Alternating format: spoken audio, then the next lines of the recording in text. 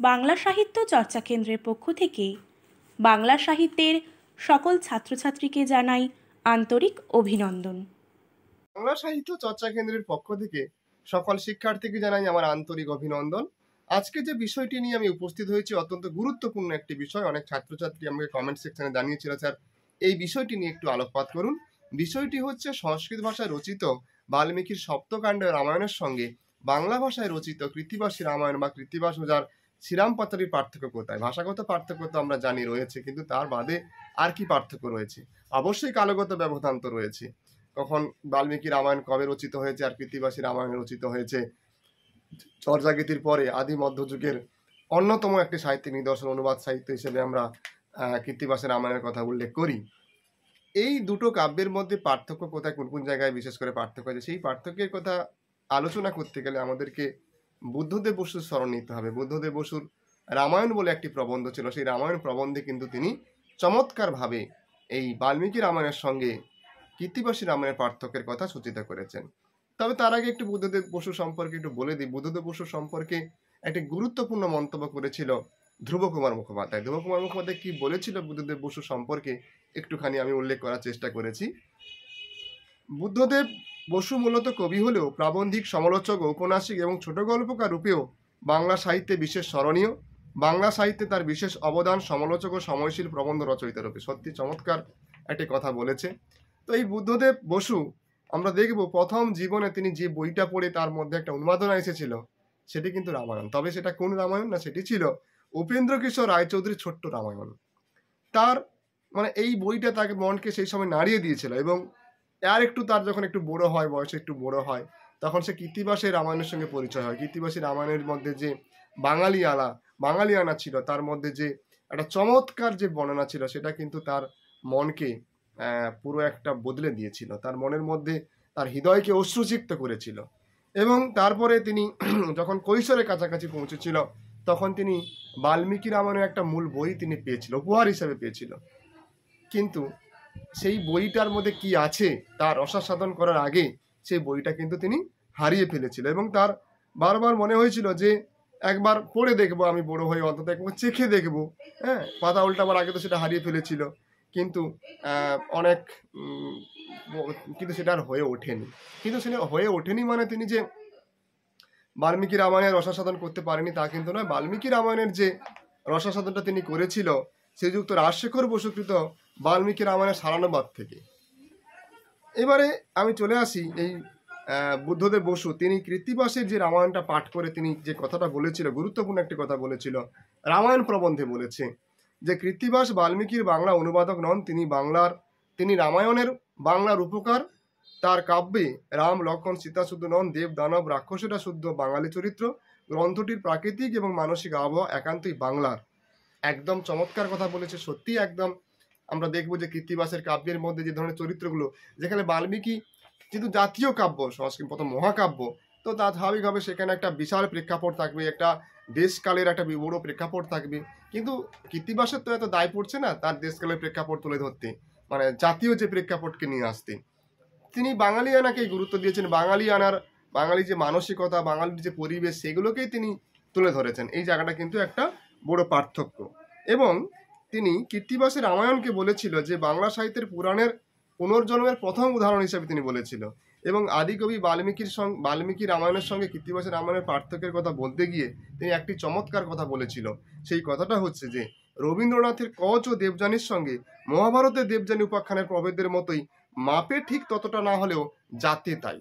আমরা বুঝতে পারছি যে মাপে বিষয় না, কিন্তু জাতি হিসাবে তো এটা আলাদা, সেটার পার্থক্যটা কিন্তু গুরুত্বপূর্ণ। এবং এই দুটো কাব্যের মধ্যে যে পার্থক্য আমি এবার একটু পরিষ্কার করে তুলে ধরবার চেষ্টা করব, যে কোন কোন জায়গায় যে পার্থক্যটা রয়েছে। এতক্ষণ কিছুটা বলার চেষ্টা করলাম। এই দুটো কাব্যের মধ্যে যে বেসিক যে পার্থক্যটা আমি তুলে ধরবো, এতক্ষণ ধরে আমরা বললাম যে কালের ব্যবধানের কথা বললাম, ভাষার ব্যবধানের কথা বললাম, তাছাড়া আর যে ব্যবধানগুলো রয়েছে সেটা আমি একটু বলবার চেষ্টা করব। আমরা দেখব যে যখন কৈকেয়ীর যখন নির্দেশে যখন রাম সীতাকে যখন বনবাসে পাঠানো হবে, তখন লক্ষ্মণ উত্তেজিত হয়ে পড়েছিল। সে তখন বাল্মীকি রামায়ণে লক্ষ্মণকে বলতে শোনা গিয়েছিল যে ওই কৈকেয়ী বুড়ো বাপকে আমি বধ করব, এরকম একটা কথা বলেছিল। এবং আমরা দেখব যে বনবাসে যাওয়ার আগে রামচন্দ্র সীতাকে বলেছিল যে তুমি আমার সামনে লক্ষণের প্রশংসা করো না, কোনো ঋদ্ধিমান পুরুষ বা ঋদ্ধিমান পুরুষ কখনো কিন্তু আরেকজন পুরুষের প্রশংসা সহ্য করতে পারবে না। বা আমরা দেখবো আর একটা জায়গায় যে যখন সীতাকে উদ্ধার করেছিল রাম, যখন তাকে পরিত্যাগ করলেন, সীতা তখন তাকে বলেছিল প্রাকৃত জন, মানে ছোট লোক। এই যে বিষয়গুলো এটা কিন্তু বাল্মীকি রামায়ণের মধ্যে রয়েছে, কিন্তু এই ধরনের কথাগুলো কৃত্তিবাসের মধ্যে আমরা দেখতে পাই না। কৃত্তিবাসের রামায়ণের মধ্যে এই ধরনের বিষয় বা এই ধরনের উক্তি দেখতে পাই না। তার কারণ হয়তো কৃত্তিবাস আমাদের বাঙালির যে সৌভ্রাতৃত্ববোধ, যে সতীত্ববোধ, যে মাতৃত্ববোধ, যে এই জায়গা থেকে হয়তো কৃত্তিবাস কিন্তু এই কথাগুলো বললে হয়তো এই ভ্রাতৃত্ববোধের জায়গাগুলো, এই সতীত্ববোধের জায়গাগুলো, পিতৃভক্তি, আদর্শবাদের, কর্তব্য, দায়িত্ববান, এই শব্দগুলো যে বললাম, এটা কোথাও যেন খামতি হয়ে যেত বা ঘাটতি পড়ে যেত। এই কারণে কৃত্তিবাস কিন্তু এইগুলো তিনি কিন্তু উল্লেখ করেননি। আর যে আমরা বৈশিষ্ট্যটা দেখব, যে বুদ্ধদেব বসু যে বৈশিষ্ট্যের কথা বলেছেন, আমরা দেখব যে বাল্মীকি রামায়ণে কিষ্কিন্ধাকাণ্ডে যখন বর্ষা শরৎ ঋতুর বর্ণনা পাই, সেই বর্ষা শরৎ ঋতুর যে বর্ণনা, সেটা কিন্তু কৃত্তিবাস বাদ দিয়েছে। কিন্তু বাল্মীকি চমৎকার করে সেই ঋতুর বর্ণনা করেছেন, কিন্তু কৃত্তিবাস সেই বর্ণনা করেনি। এবং কবিত্ব, নাটকীয়তা, চরিত্রণ, তিন দিক থেকে ঋতুবিলাসটা কিন্তু খুব দরকার ছিল। এই চমৎকার একটা, নাহলে একঘেয়েমি লাগবে। এই ধরনের যে প্রাকৃতিক বর্ণনা, নাহলে একটা ঘটনা, যুদ্ধ, মারকাট, এই ধরনের বিষয় থেকে বৈচিত্র্য আনার জন্য কিন্তু এই ধরনের প্রাকৃতিক সৌন্দর্যের খুব কাব্যের ক্ষেত্রে খুব দরকার, কিন্তু সেটা কৃত্তিবাস করেনি। আমরা দেখব যে মহাযুদ্ধের বিভৎসতাকে সামনে রেখে বাল্মীকি রামচন্দ্র বর্ষা প্রকৃতির সৌন্দর্যকে উপভোগ করেছে, উপভোগ করে আনন্দ পেয়েছে, শান্তি লাভ করেছে। এবং এটা দরকার ছিল। প্রাবন্ধিকও বলেছে যে এই বিরতির প্রয়োজন ছিল সকলের, কাব্যের পক্ষে, কবির পক্ষে এবং পাঠকের পক্ষে কিন্তু এই বিরতিটা দরকার ছিল। এবং সবচেয়ে বেশি রামের, কারণ তার একঘেয়েমি থেকে একটু বিরতি দরকার, কারণ ব্যক্তি মানুষ না হলে চলতে পারে না। কিন্তু কৃত্তিবাস এই বিষয়টাকে বাদ দিয়েছে। কিন্তু এই ক্ষেত্রে আমার মনে হয় কাব্যের পক্ষে এটা যুক্ত থাকলে ভালো হতো। তো এই জায়গাটা আমরা কিন্তু পার্থক্য একটা দেখতে পাই। এবং আরেকটি যে পার্থক্য রয়েছে গুরুত্বপূর্ণ, এটা খুবই গুরুত্বপূর্ণ, বাল্মীকি কিন্তু তার যে রামায়ণে, সেখানে যে রাম লক্ষ্মণ এই ধরনের চরিত্রকে মাংসাশী হিসেবে তিনি বলেছেন। এবং সেখানে তিনি বলেছেন যে রাম লক্ষ্মণরা প্রচুর মাংস খেতেন, সব রকম মাংস খেতেন, গোসাপের মাংস বাদ যেত না। এমনকি যারা মাংস ভোজন করতেন না তাদেরকে বলতো উপবাস বলতো। তার সঙ্গে সঙ্গে এরা মদ্যপানেও কিন্তু বিমুখ ছিল না। স্বয়ং রামচন্দ্র সীতাদেবীকে নিজের হাতে ময়ূরীয় মদ্যপান করিয়েছিল। আমরা দেখব যখন বাল্মীকি রামায়ণের লঙ্কা থেকে সীতার খবর নিয়ে এসে তখন হনুমানের দল তখন খুশি হয়েছে, এবং তাতে তাদের যে মাতলামির চিত্র কিন্তু রয়েছে। কিন্তু কৃত্তিবাস এই ধরনের ছবি কিন্তু অঙ্কন করেননি। এই ধরনের ছবি তার কাব্যে আমরা কোথাও পাইনি। হয়তো তিনি এই বিষয়ে একটু সচেতন ছিলেন, বা হয়তো একটু নীতি কথা বা নীতি আদর্শ প্রচার করতে চাইছিলেন, হয়তো এটা কোনো একটা অন্যরকম বার্তা যেতে পারতো, এইভাবে হয়তো কৃত্তিবাস করেননি। আমরা দেখব বাল্মীকি আরও যে বর্ণনাগুলো করেছে, ভরদ্বাজ মুনির আশ্রমে ভরতের সৈন্যদের আপ্যায়নের যে ছবি চমৎকারভাবে বাল্মীকি এঁকেছেন। তিনি সেখানে সোনার এবং রূপোর পাত্রে ফলের সঙ্গে সঙ্গে মাংস ছিল। কিসের মাংস ছিল? বরাহের মাংস ছিল, মৃগ, ময়ূর, কুক্কুটের মাংস ছিল। হ্যাঁ, কিন্তু আমরা কৃত্তিবাসের কাব্যে কিন্তু মাংসের কথা কোথাও পাইনি। এবং সানাদি, স্বর্ণাদির ব্যাপারে একটা ভোগবিলাসের ছবি কিন্তু আমরা বাল্মীকি রামায়ণে দেখতে পাই। এবং ভরতের সৈন্যরা যে গন্ধর্ব এবং অপ্সরা সহ মদ্যপানের মধ্য দিয়ে নন্দনকাননে রাত্রি যাপন করেছিল, সেটাও কিন্তু আমরা বাল্মীকি রামায়ণে পাই, কৃত্তিবাসের মধ্যে পাই না। কৃত্তিবাসের অনেকটা আমরা দেখব মার্জিত, এবং তার খাদ্যের মধ্যে পিঠে পুলি বাঙালি আনার যে বাঙালির যে খাদ্যাভাস, সেইগুলোর কথা বলেছে।